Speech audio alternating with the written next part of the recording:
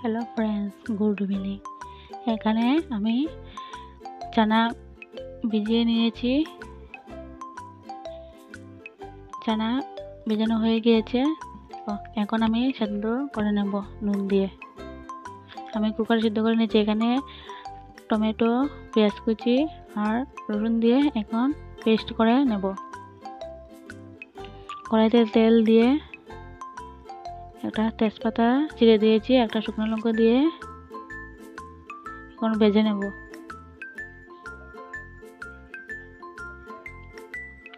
এখানে পেঁয়াজ কুচি আর কাঁচা লঙ্কা কুচি ব্রাউন করে ভেজে নিয়েছি। এখন পেঁয়াজ কুচি দিয়ে ভাজা হয়ে গিয়েছে। এখন পেস্ট করা সেই মশলাগুলো দিয়ে দেব, বাটা মশলা।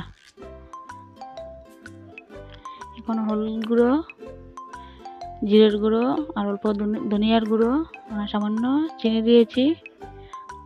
অল্প পরিমাণ মতো নুন দিয়ে কুচানো কাঁচা লঙ্কা দিয়ে নাড়াচাড়া করে নেব।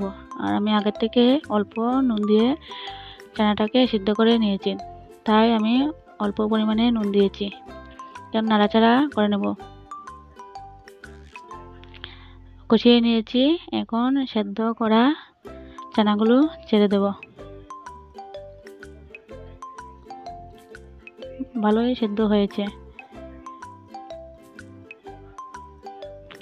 অল্প পরিমাণে জল দিয়ে নাড়াচাড়া করে, আর আপনারা বাড়িতে সন্ধ্যার টিফিনও বানিয়ে নিতে পারেন। এখানে আমি সানরাইজের গরম মশলা আর সানরাইজের মিট মশলা দিয়ে নাড়াচাড়া করব,